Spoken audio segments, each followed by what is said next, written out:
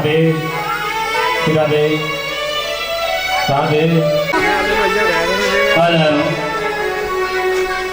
Hello hello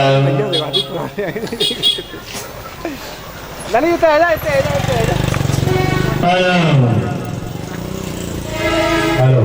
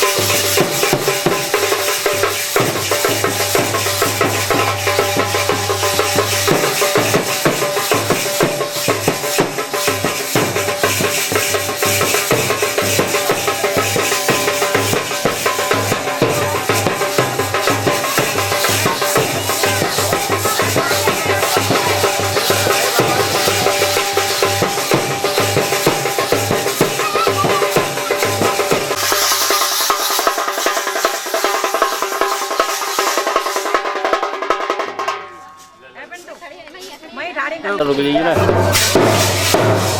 चलो Ya?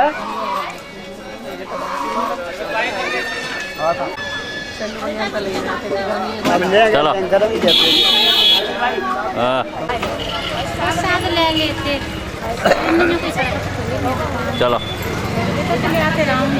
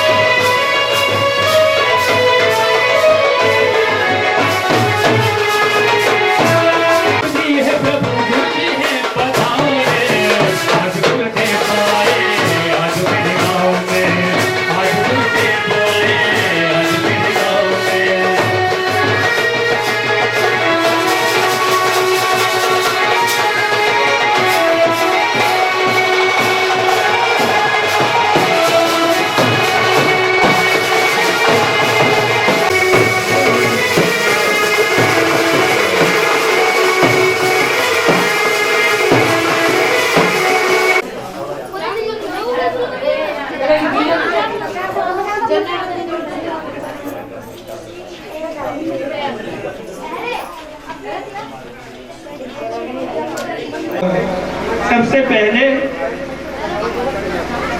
जहाँ कोई प्रोग्राम होता है तो अपने इष्ट के बारे में उनके लिए कुछ कहते हैं। तो आज इस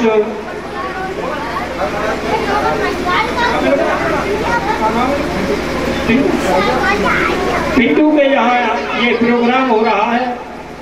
बड़ा इन्होंने संतों को बुला करके और बहुत अच्छा प्रोग्राम रखा है। तो इसके उपलक्ष्य में हमारे संत बोलेंगे, लेकिन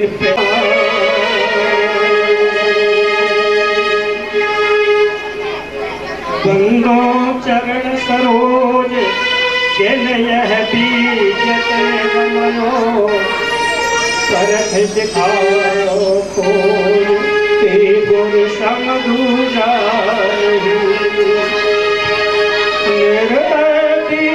कपाल परख प्रकाशी तीर पद परखायो सब जान महादुख तजेव जान के दया क्षमा संतोष धीरज धीरज चार गुण एक अनेक को धोख परखायो निज परख के शरण शरण उदार सुख साहेब सुख रूप जो कहूँ की का देस्तार तब पारख के कृपा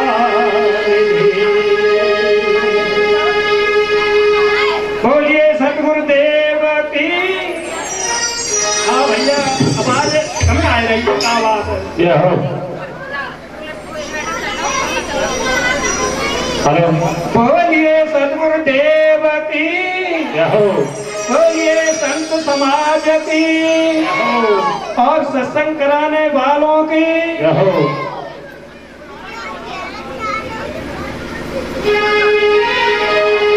ज्ञान गंगा में नहाए जे प्यारे मन, ज्ञान गंगा में नहाए ज्ञान गंगा में नहाए जे प्यारे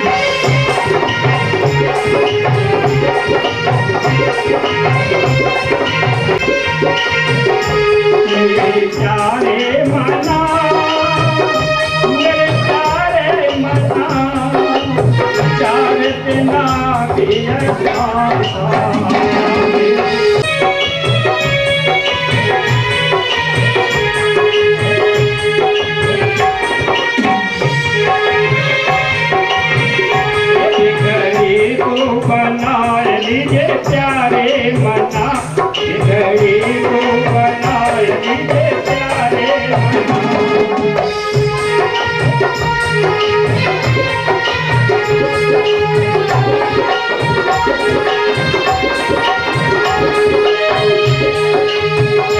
मेरे प्यारे मना, मेरे प्यारे मना, ये ज्ञान गंगा मनाए।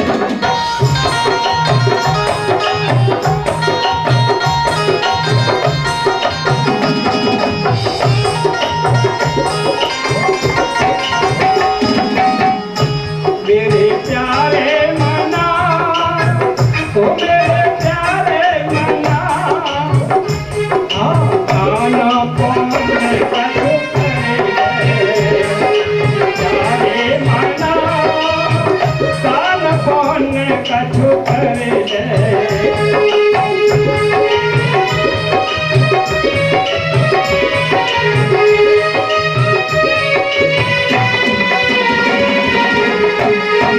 प्यारे मना कान कौन कछु करे, मेरे प्यारे मना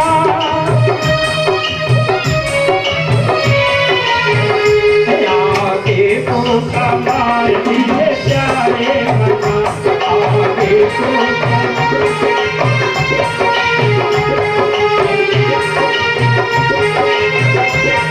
प्यार गंगा में नहाए लीजिए प्यारे मना।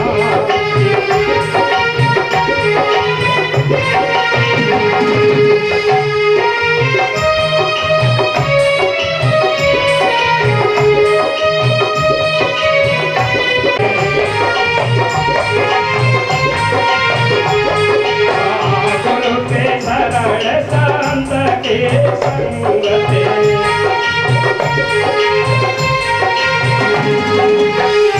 जीवन जन्म तार लीजिए प्यारे मना,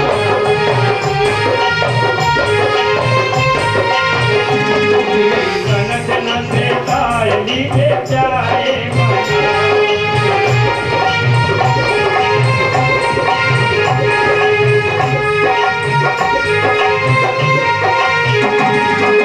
गंगा में नहाए लीजिए प्यारे मना,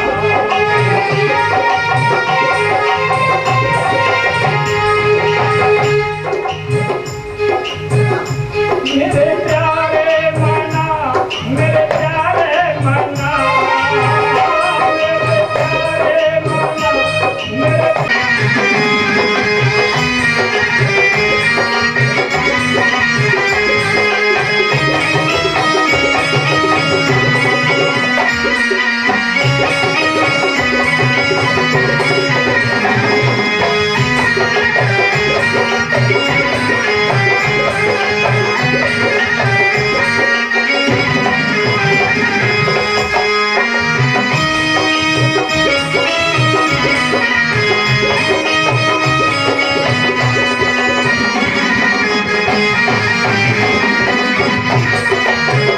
गंगा में नहाए लीजिए प्यारे मना, गंगा में नहाए लीजिए प्यारे मना।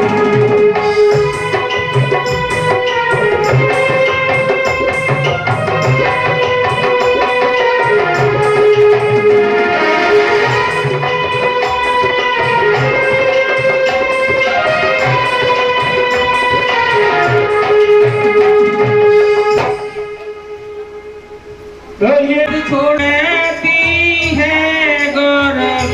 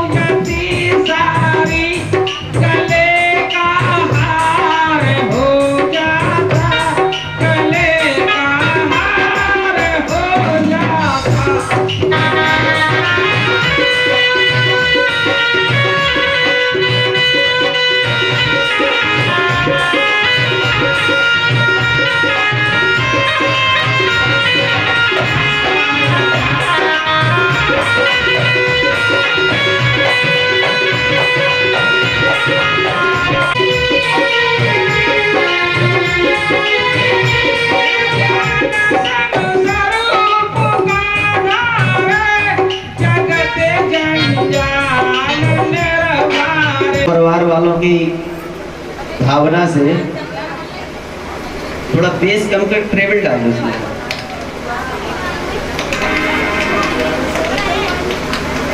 संतों की कृपा से, गुरुदेव के आशीर्वाद से फिलहाल बात नहीं, ये शुभ अवसर आया है जो हम सबको, आप सबका दर्शन हो रहा है सदगुरुदेव की कृपा से। आज आपके इस पावन नगर सिकुहाबाद में, इस पावन बस्ती, क्या गांव इसका नाम, नौशहरा की इस पावन भूमि पर, इस परिवार में, जिस परिवार में गुरुदेव के भक्त वास करते हैं, जिस गांव में गुरुदेव के भक्त वास करते हैं, उन भक्तों की भावना से ये पावन अवसर मिला है। ये बड़ी कृपा से मिलता है महाराज। लक्ष्मी की कृपा से हम लोग जहाज में बैठकर आकाश में घूम सकते हैं। लक्ष्मी की कृपा से हम लोग सांसारिक सुख प्राप्त कर सकते हैं जो नाशवान है। लेकिन ये अवसर जब तक नहीं मिलता तब तक गुरुदेव की कृपा नहीं होती। इसलिए सभी लोग भाव से, प्रेम से बोलेंगे, बोलो श्री सदगुरुदेव भगवान की।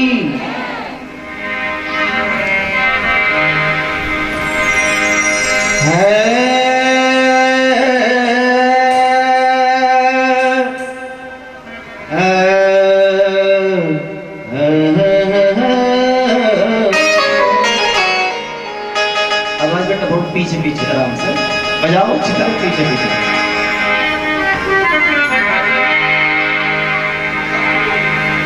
गुरु ब्रह्मा गुरु विष्णु गुरुदेव महेश्वर, गुरु साक्षात पार ब्रह्म तस्मै श्री गुरुवे नमः। बीच में कट पड़ देगा, कलाकार ध्यान देना तो मान जाएगा। आप बीच में कुछ बोलो कर बोल रहे। वक्रतुंड महाकाय कोटि सूर्य समप्रभ, निर्विघ्नं कुरु मे देव सर्वकार्येषु सर्वदा। तीसरा देखिए, ये संतों की वाणी है, गुरुदेव का आशीर्वाद है और उनका आज्ञा है कि हमारे घर परिवार में, गांव बस्ती में कोई भी धर्म अनुष्ठान, धर्म से संबंधित कार्यक्रम प्रारंभ हो तो सबसे पहले भगवान गणपति को मनाना चाहिए, क्योंकि गणपति भगवान हमारे कार्य में कोई विघ्न ना आए इसका काम करते हैं। तो आप सबके जीवन में, आप सबके परिवार में, आप सबके धर्म कर्म में कोई कभी विघ्न ना आए, इसलिए भगवान गणेश को 2 बार में वंदन करते हैं। नारायणं नमस्कृत्य नरं चैव नरोत्तमं, देवी सरस्वती व्यासं ततो जय मुदीरये। या देवी सर्वभूतेषु कृपारूपेण संस्थितां, नमस्तस्यै नमस्तस्यै नमस्तस्यै नमो नमः। मैया, इस युग में, किसी भी युग में शक्ति हमेशा आगे रही है, इसलिए मातृ देवो भव, पहले मैया को देवता कहा है, फिर पितृ देवो भव, फिर पिता को देवता कहा है।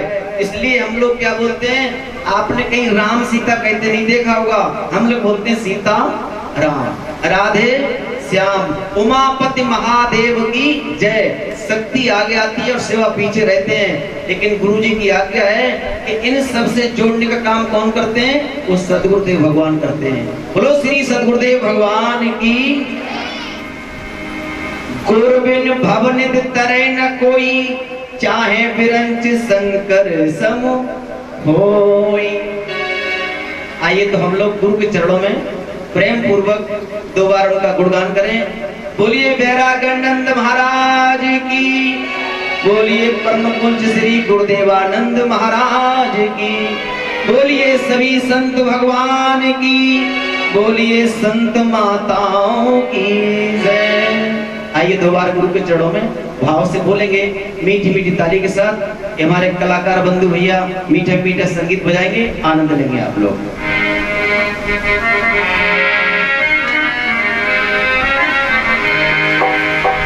के सद घन चिद घन आनंद धाम, जय गुरुदेव तुम्हें प्रणाम।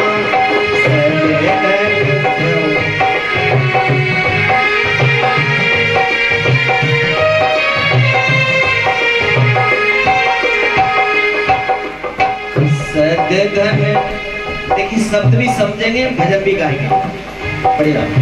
सद घन चिद घन आनंद धाम, जय गुरुदेव तुम्हें प्रणाम। सद घन चिद घन,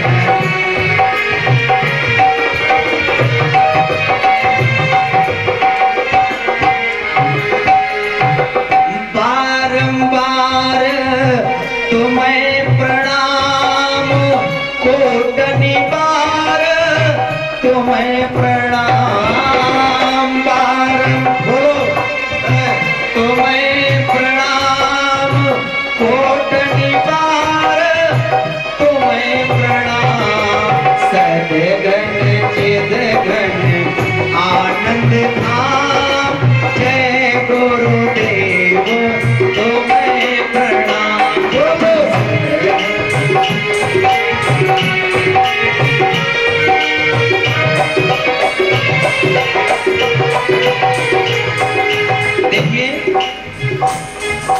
शिव के गढ़ की जा मुक्ति गुरु से जोड़ो, उसका मन भगवान से जोड़ दो। ये सत्संग है। नाना रूप नाना नाम, जय गुरुदेव तुम्हें प्रणाम।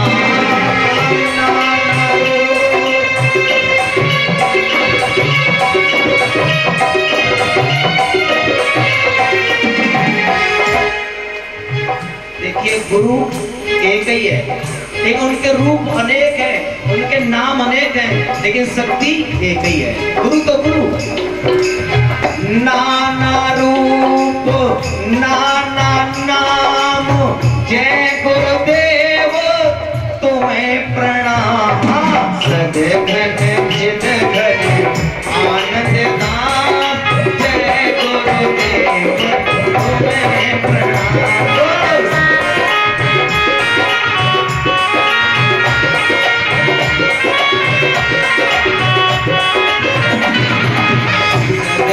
चित घन आनंद धाम, जय गुरुदेव तुम्हें प्रणाम।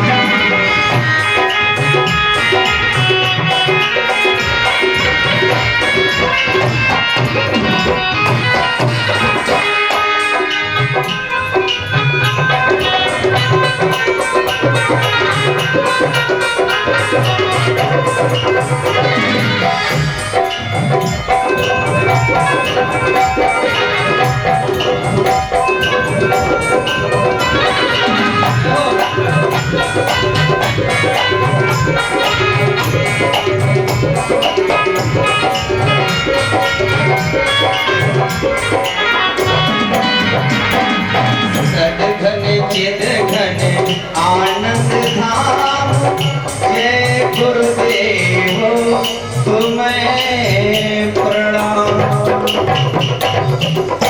बोलो श्री सद्गुरुदेव भगवान की।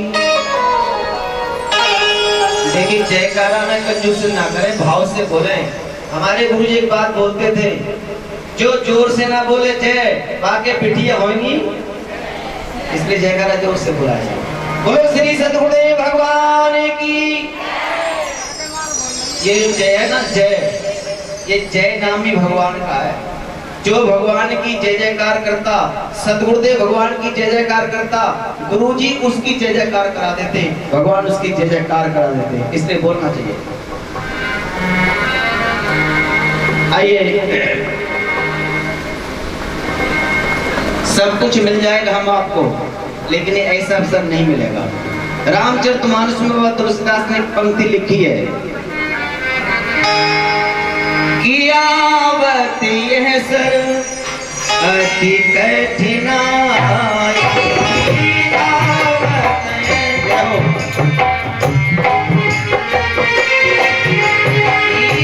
आवत यह सर अति कठिनाई,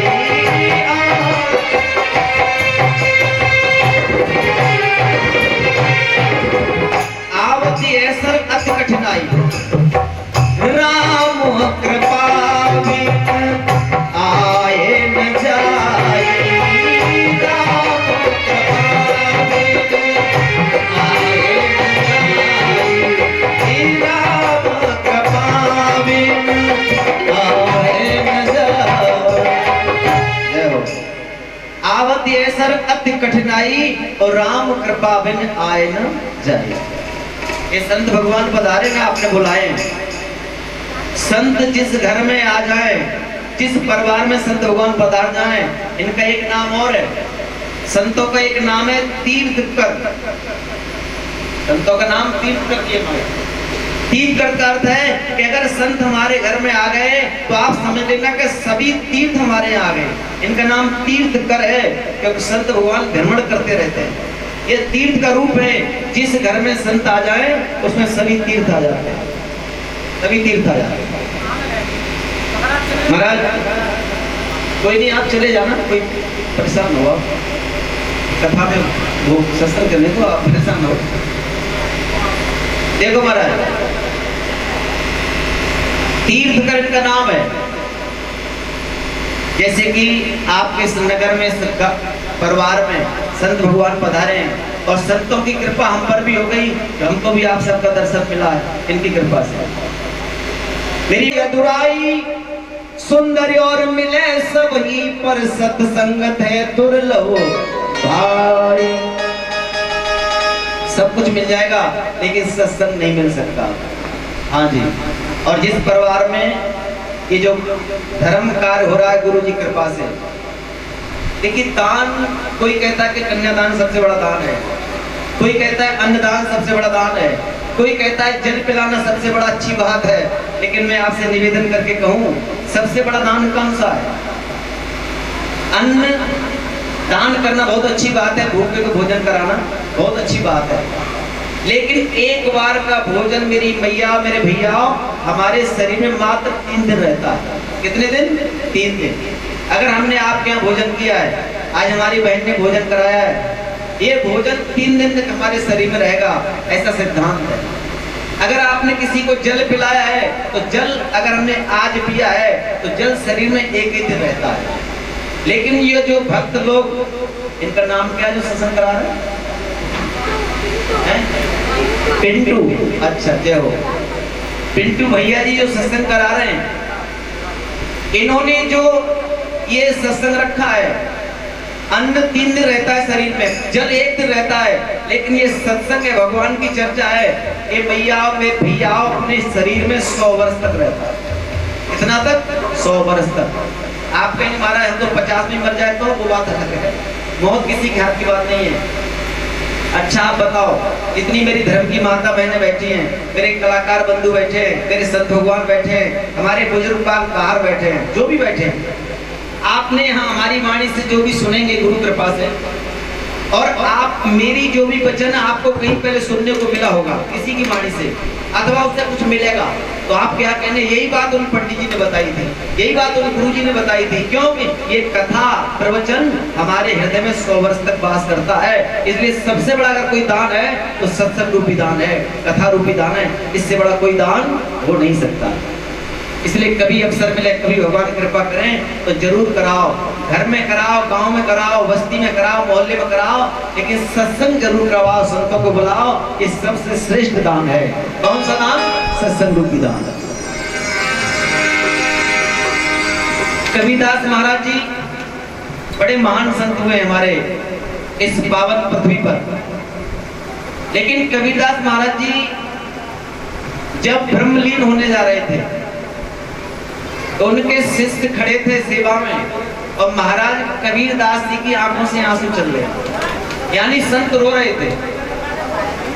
तो शिष्यों ने हाथ जोड़कर पूछा, गुरुदेव आप जैसा महाज्ञानी, आप जैसा महापवित्र संत भगवान, और आप इस बेला में रो रहे हैं, क्या गुरुदेव आपको अपनी मुक्ति में संशय है? आपको मुक्ति नहीं मिलेगी? तो कबीरदास महाराज जी भाव से बोले कि मेरे प्रिय शिष्यों, ऐसा नहीं है कि मुझे मुक्ति नहीं मिलेगी, मुक्ति मुझे हर हालत में मिलेगी, लेकिन मैं रो क्यों रहा हूँ? बोले रो क्यों रहे महाराज जी आप इस समय में? कबीरदास ने बहुत सुंदर बात कही कि राम बुलावा भेजिया। कबीरदास कहते हैं, बड़े ध्यान से सुनना आप लोग, कि राम बुलावा भेजिया और दिया कबीरा रोया, और जो सुख संतन संग है वो बैकुंठ नहीं हो। ए शिष्यों, जो मुझे इस पृथ्वी पर इन संतों के बीच में सुख मिल रहा है, इन भक्तों के बीच में सुख मिल रहा है, ये सुख बैकुंठ में नहीं मिलेगा, मैं इसलिए रोते हैं। तो संत जी ने कहा कि गाली तो देती, कुछ तो देती है, लेती तो कुछ नहीं है, देती है कुछ ना कुछ। अच्छा वो मैया क्यों गाली देती थी? क्योंकि वो मैया इसलिए गाली देती थी कि उसके बेटा के बेटा नहीं हुआ था। तो अनेक संत बोल गए लेकिन हुआ नहीं, तो मैया संतों से खींच गई थी, सबको गाली देती। एक दिन संत माधवदास पुणे गए और बोले मैया भिक्षाम देगी, उस समय वो चौके में पोता लगा रही थी। आजकल तो पोछा लगता है, पहले मैया को पोता लगता था। आप सब जानते हैं, गांव में घर में पोता लगाती थी मैया, अपने रसोई को पवित्र करती थी सुबह। वो मैया पोता लगा रही थी, उसी समय संत पहुंच गए और संत ने जैसे कहा मैया भिक्षाम देही, पोता देकर चले गए और बोले मैया सुन, हे मैया मैं कहता हूँ अगर पोता तूने दिया है तो जा पोता तुझे मिलेगा। पोता माने नाती भी है, नाती से पोता बोलते हैं। संत की कृपा हो गई और उस मैया के बेटा उस समय के बाद प्रकट हो गया। तो संतों ने लिखा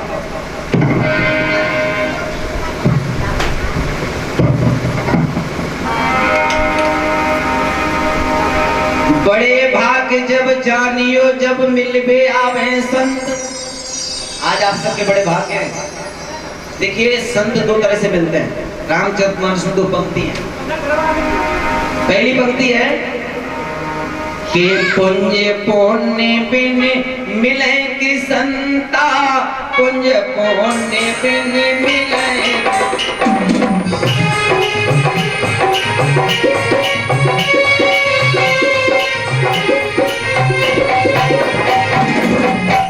पुण्य पुण्य बिन मिले कि संता, मतलब हमारे बिना पुण्यों के प्रताप से संत का दर्शन नहीं होता। एक पंक्ति है और दूसरी पंक्ति क्या कह रही है? दूसरी पंक्ति कह रही है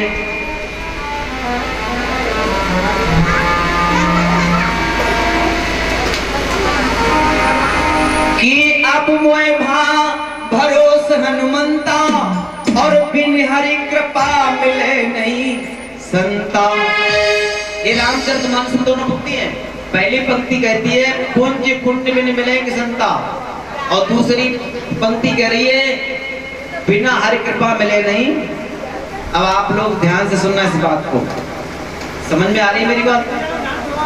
अगर हमें संत भगवान मिले हैं, अगर हमें संत भगवान मिले हैं तो ये हम ये समझे कि हमारे पुण्यों का प्रताप है या ये समझे कि भगवान की कृपा है? भाई संत मिल गए और पंक्ति दो है। एक पंक्ति कह रही पुण्य पुण्य बिन मिले कि संता, बिना पुण्यों के प्रताप से संत नहीं मिलते, और दूसरी पंक्ति कह रही है हर बिन हरि कृपा मिले नहीं संता। तो हमें संत मिल गए तो हम अपने पुण्यों का प्रताप समझे कि भगवान की कृपा। तो दोनों बात सत्य हैं। सुनिए ध्यान से। जैसे आपके इस गांव इस नगर में संत पधारे हैं, हमारे पिंटू भैया ने बुलाए संत भगवान को। संत अगर हमारे घर चल के आ जाएं तो ये तो भगवान की कृपा है। क्योंकि जब हनुमान जी लंका पहुंच गए और विभीषण के दरवाजे पहुंच गए, तब विभीषण ने कहा कि अब वो भा भरोस हनुमंता बिन हरि कृपा मिले नहीं। अगर संत हमारे घर में आ जाए तो ये भगवान की कृपा है। और अगर हम संत की कुटिया पर पहुंच जाएं, हम संतों के आश्रम पर चलकर जाएं और संतों का दर्शन करें तो ये आपके पुण्यों का प्रताप है। दोनों ही पंक्ति सत्य हैं। अगर हम संतों के पास चले गए तो ये हमारे पुण्यों का प्रताप है, और संत भगवान कृपा करके हमारे घर आ गए तो ये भगवान की कृपा है। तो महाराज अब संत जी चले, मैया को दिया आशीर्वाद, और आशीर्वाद जैसे मिला उनको पोता हुआ, बेटा हो गया। तो मैया अब दुखी हुई। मैया ने अपनी सखियों से कहा बहन अगर मैं ऐसा जानती ऐसे महान संत है तो मैं उनको कुछ प्रेम पूर्वक देती तो वो कितना अच्छा आशीर्वाद देते। मैंने पोता मारा और उनके आशीर्वाद से मेरे पोता हो गया। अब देखिए इधर तो पोता हुआ और उधर संत जी उस पोता को लेकर आश्रम पहुंचे। कौन से पोता को? मिट्टी वाले को, कपड़े वाले को। उस पोते को धोआ उन्होंने, पानी में धोआ और धोकर फिर सुखाया, फिर उस कपड़े से बत्ती फाड़ी, फिर बत्ती बनाई और बत्ती घी में डाली और उसी पोता के कपड़े से बत्ती बनाकर भगवान की आरती की। तो वो पोता अपनी सराहना कर रहा है। क्या कर रहा है? पोता कह रहा है वाह संत भगवान बड़ी कृपा हो गई आपकी, क्योंकि मैं कहाँ पड़ा था, मेरे से क्या होता था, लेकिन आज क्या हो रहा है, किसकी कृपा से? संतों की कृपा से। कि धन्य है सत्पुरुषों का संग बदल देता जीवन का ढंग। धन्य है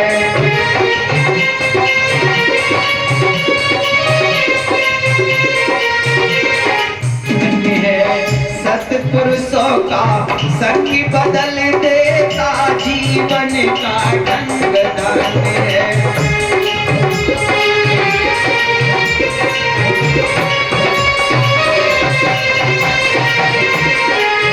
अब ये तोता अपनी सराहना कर रहा है।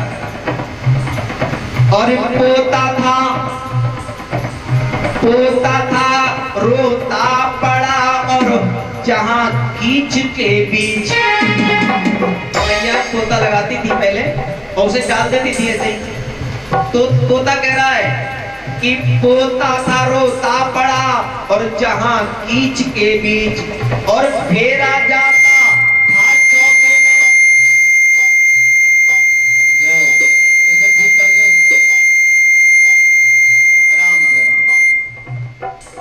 राधे,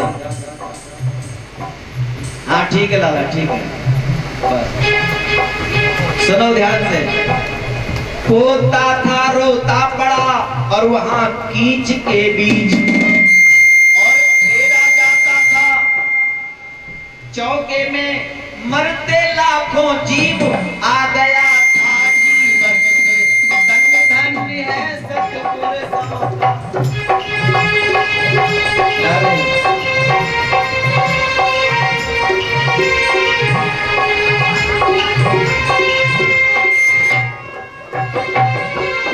के कान के कीड़े से पूछो विनती करके, हे कुत्ते के कान के कीड़ा, ये बताओ कि संत मिलन का क्या फल है। अब देखिए हम लोग कभी कभी शर्मा जाते हैं, लेकिन गुरु का आदेश जो स्वीकार करता वही संबंध प्राप्त करता। गुरु का जिसने आज्ञा मानी वो महान हुआ है। अर्जुन गए कुत्ता के पास बैठकर हाथ जोड़कर बोले, हे कुत्ते के कान के कीड़े, मैं अपने भगवान की आज्ञा अनुसार आपसे विनय करके पूछना चाहता हूं कि संत मिलन का क्या फल है।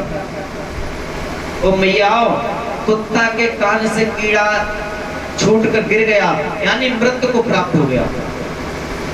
अर्जुन भगवान के पास आए और बोले, भगवान इसने तो कुछ बोला ही नहीं, ये तो मृत्यु को प्राप्त हो गया। भगवान बोले अर्जुन से, जरा आगे चलो। आगे चले, आगे देखा कि एक हिरणी का टोल जा रहा था, उसके पीछे एक छोटा सा बच्चा था। भगवान ने कहा, अर्जुन ये जो हिरणी का बच्चा जा रहा है ना, इससे जाकर पूछो संत मिलन का क्या फल है। अर्जुन दौड़ के गए, उस हिरण के बच्चे को पकड़ा, हाथ जोड़कर बोले, ये हिरण के वृषभ, वृषभ माने बच्चा, बोले ये मैं विनती करके पूछ रहा हूँ कि संत मिलन का क्या फल है। मैयाओ, तो हिरण का बच्चा भी मृत्यु को प्राप्त हो गया। बोले भगवान उसने कुछ नहीं बताया, तो मौत को प्राप्त हो गया। भगवान बोले आगे चलो। आगे चले तो आप जैसा कोई अच्छी बस्ती थी जहाँ भक्त रहते थे, किसी भक्त की एक गाय माता थी, उस गाय माता के नीचे एक छोटा सा बछड़ा था। भगवान ने कहा, अर्जुन इस गाय के बछड़े से जाकर पूछो संत मिलन का क्या फल है। अर्जुन ने कहा, प्रभु जिसको पूछता हूँ वो मौत को प्राप्त हो जाता है। बोले जाकर पूछो। गए, गाय के बछड़ा से कहा अर्जुन ने, हे गाय के वृषभ, मैं भगवान की आज्ञा अनुसार आपसे विनती करके पूछना चाहता हूँ कि संत मिलन का क्या फल है। मैयाओ, उस गाय के बछड़ा ने भी प्राण छोड़ दिए। अर्जुन ने सोचा पूछना ही नहीं है, जिसको पूछते वो शरीर छोड़ देता है, लेकिन मन में कोई जिज्ञासा हो ना, वो पूरी ना हो तो भाव जगता है कहीं से इसका उत्तर ठीक मिल जाए। अब चले आगे तो एक गगन चुंबी महल, जैसे हमारे पिंटू भैया की कोठी है ना, बहुत सुंदर, उस कोठी में, उस महल में बड़े आनंद के गीत गाए जा रहे थे, ढोल बाजे बज रहे थे, अनेक लोग आ रहे थे जा रहे थे, माताएं आ रही थी जा रही थी। भगवान ने अर्जुन से कहा कि अर्जुन इस राजा के महल में जाओ और इस राजा के आज 50 साल की उम्र के बाद पहला पुत्र हुआ है। इसका कोई संतान नहीं थी, आज पहला पुत्र हुआ है। जाओ, बालक पलने में झूल रहा है, अनेक लोग उसको बधाई दे रहे हैं, राजा दान कर रहा है। जो परिणाम बालक झूल रहा है ना, उस बालक को जाकर पूछो कि संत मिलन का क्या फल है।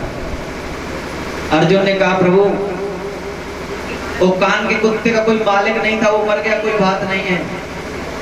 वो हिरण का बच्चा, उसका भी कोई विशेष मालिक नहीं था, वो मर गया, कोई बात नहीं है। गाय मैया का बछड़ा मर गया, किसान ने देख नहीं पाया, लेकिन ये तो राजा है, इसका बालक पहला हुआ है और राजा पे पर तमाम हथियार होते, तमाम सेना होती है।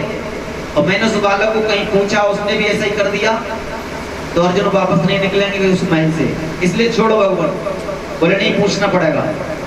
अब गए अर्जुन, और बालक जो पलना में झूल रहा था, उस बालक के पास बैठ गए अर्जुन और हाथ जोड़कर धीरे से बोले, हे राजा के राजकुमार, मैं आपसे विनय करके पूछना चाहता हूँ, आप अभी 2-4 दिन के ही हैं, लेकिन भगवान की आज्ञा है, मैं आपसे विनती करके पूछना चाहता हूँ कि संत मिलन का क्या फल है।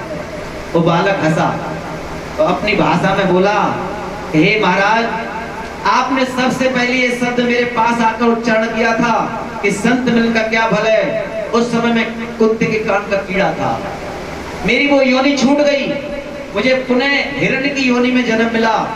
आपकी पुनः मेरे ऊपर कृपा हुई, आपने यही शब्द वहां जाकर बोला कि संत मिलन का क्या फल है।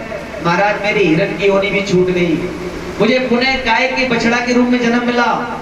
आपकी कृपा मेरे ऊपर फुर हुई, आप पुनः वहां पहुंचे और आपने ये कहा कि संत मिलन का क्या फल है। मेरी वो भी योनि छूट गई, आज मैं जो राजकुमार बनकर इस महल में लेटा हूँ, ये मनुष्य शरीर मुझे मिला है, ये संत मिलन की कृपा है, ये संत कृपा है। बोलो संत भगवान की, ये गुरु कृपा, ये संत कृपा है। हाँ जी, हमने भी सुना इस घर में भी बालक का जन्मदिन है, कल की भी में कल है ना।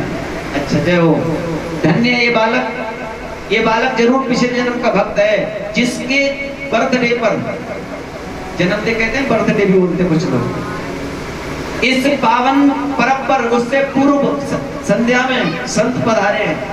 ये बालक हमेशा आनंद करेगा, जीवन भर आनंद में रहेगा, क्योंकि जिस बालक के जन्मदिन पर संत आ जाए ना, उसके बड़े भाग्य होते हैं, बड़े भाग्य होते हैं माताओं। देखिए, आपसे एक निवेदन और मैं करूं, आप लोग सभी जन्मदिन मनाते हैं, आजकल बहुत चाल चल रही है, लेकिन एक निवेदन है मेरा, अगर आप लोग मान सके तो मानना, इच्छा आपकी है। अगर अपने घर में किसी बालक का जन्मदिन है तो उस बालक के परिवार वाले किसी को मदिरा नहीं पीनी चाहिए, पहली बात। क्यों? जो आदमी मदिरा पीता है और मदिरा पीकर उस बालक को आशीर्वाद दे देता है, उसके सर पे हाथ रख देता है, उसको कुछ भेंट देता है, उस भेंट से बालक का अमृत हो जाता है, उस बात से बालक की उम्र में दखल पड़ जाती है। इसलिए मेरा निवेदन है, अपने बच्चों के जन्मदिन मनाओ, भाव से मनाओ, भगवान कर खूब मनाओ, लेकिन इतना ध्यान रखो कि मेरे बालक के सर पर कोई मदिरा पीने वाला हाथ ना रख जाए। इस बात का विशेष ध्यान रखें। लोग आजकल किसी जगह पीते भी है महाराज, आजकल माता पिता मर जाए तब मदिरा पीते हैं। अरे भगवान की कथा कराते, भंडारा करते, मदिरा पीते हैं। आप क्या धर्म कर रहे हैं? हम लोग क्या धर्म कर रहे हैं? हम लोग अधर्म कर रहे हैं। अरे भगवान का कार्य कर रहे हैं, उसको पूर्ण भगवान ने कर दिया, हम लोग मदिरा पी के उसकी खुशी मनाते हैं। हम लोग कैसे हो गए हैं? आप सबसे मेरा निवेदन है, श्रीमद् भागवत महापुराण के मातम में कथा आती है, पाप तो बहुत है मैया, हम लोग झाड़ू लगाती मेरी मैया है, अनेक कीड़ा मर जाते हैं, धोखे से पाप हो जाता है, अनेक पाप है, पापों की गिनती नहीं है, लेकिन 5 महापाप है। महापाप का अर्थ है कि जिसके आगे महा लग जाए विशेष हो जाता है। 5 महापाप है। पहला महापाप है विश्वासघात करना। अगर आपका कोई विश्वास करता है और आपने उसके साथ दगा कर दिया तो आप पापी नहीं है बल्कि महापापी। इसलिए कभी किसी से विश्वासघात नहीं करना। अगर जीवन में याद रहे, भले ही हम गरीब रहे, हमारे पास कोई धरोहर रख जाता विश्वास करके, तो उसका जैसा है, मिट्टी है, सोना है, भैया तू पकड़, ये हमारा धर्म होना चाहिए। कोई विश्वास करता है उसके साथ कभी दगा नहीं करना चाहिए। दगा किसी का सगा नहीं है। ना मानो तो कर देखो, जिन लोगों ने दगा किए उनके चल के घर देखो। आपसे निवेदन है, पहला महापाप है विश्वासघात करना और दूसरा महापाप है सोने की चोरी करना। मैया भले ही एक आप पर जंजीर है, सबर करना। किसी का सोना रखा है, आपको मिला है, किसी घर में बता दो बहन ये तुम्हारी चीज है, ले लो अपना। सोने की चोरी करने वाले को महापाप का दर्जा मिला है। तीसरा महापाप है मैया, गुरु पुत्री पर, गुरु पत्नी पर अगर शिष्य कुदृष्टि डालता है वो पापी नहीं है बल्कि महापापी। क्योंकि गुरु पत्नी माँ से बड़ी होती है, गुरु पुत्री अपनी सगी बहन से बड़ी होती है, धर्म की होती है। इसलिए गुरु पुत्री और गुरु पत्नी पर जो भी शिष्य कुदृष्टि डालता है वो पापी नहीं है बल्कि महापापी है। कितने हो गए? कितने पाप गिना दिए? लाला बताओ, याद नहीं? कितने गिना दिए हमने? विश्वासघाती है, सोने की चोरी करने वाला, और दो ही बताए ना। तीसरा कौन सा है? गुरु पत्नी पुत्री पर कुदृष्टि डालने वाला। जरा ध्यान भी रखते रहो, है ना। लेकिन कथा प्रवचन सुने नहीं जाते हैं, पिए जाते हैं। सुनने का अर्थ इधर से सुना, इधर निकल गया, और पीने का अर्थ जो सुना वो हृदय में रख लिया। अगर